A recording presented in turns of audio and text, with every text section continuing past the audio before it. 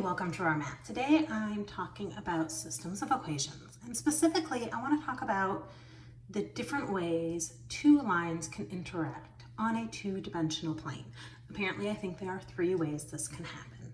So let's discuss the different ways that two lines can interact. So first of all, let's get a line on each of these. So here's our first line. We'll do y equals x because that's always a fun one. I'm going to put that on all three of mine.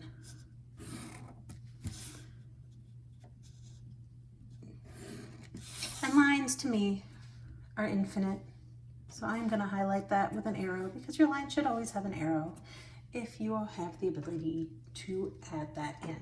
Okay, for my second line, our two lines can intersect.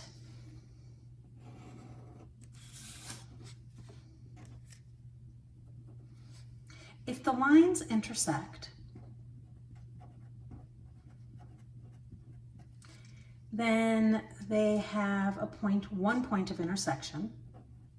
Now, if we don't have lines, this specifically is asking about lines. If we have, say, a parabola in the line, it could be 2 points, 1 point, or no point, or some other polynomial. There could be more than 1 point, but we are specifically talking about lines. So they could have exactly 1 point of intersection.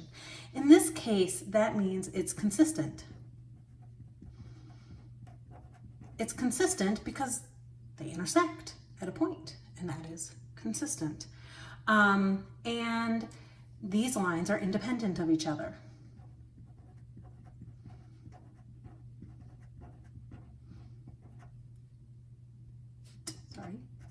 They're independent of each other because they are two independent, distinct lines. All right, there we go. Another way that two lines can interact is they could be parallel to each other. If they are parallel, it's a little bit wonky there.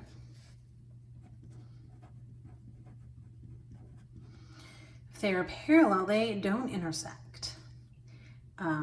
So this is inconsistent.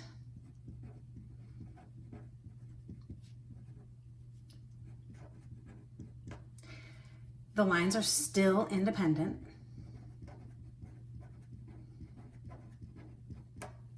There is no solution. There's no solution because there's no point of intersection, and that point of intersection is considered the solution.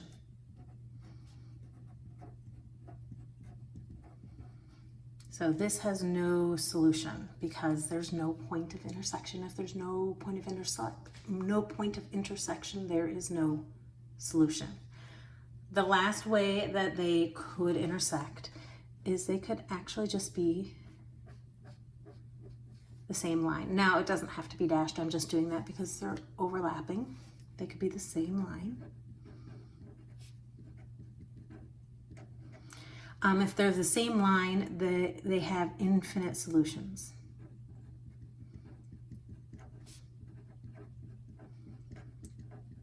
Infinite solutions because every point on the line is a solution. So they're all solutions. Sometimes when you see the solution set, you see something, it's called set notation. You'll see y such that, and then you'll get, y equals x. You'll get whatever the y equals mx plus b form of the line, because it's every solution of this line is a solution. So you'll either get any one of these three as the answer to the solution set for this particular one. I tend for same line because I think it's the most descriptive. I also tend towards parallel. And for solution, I tend for the point of solution. So when I'm doing this on pencil and paper, I either go for the point of intersection, the word parallel lines, or same line.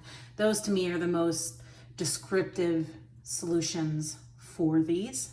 When you're going with a digital homework type thing, They tend for some of these other answers, so you just kind of have to figure out what your answer needs to be. All right. So this was consistent because there was a solution. This was inconsistent because there was no solution. This has infinite solutions, so it's back to being consistent. Consistent.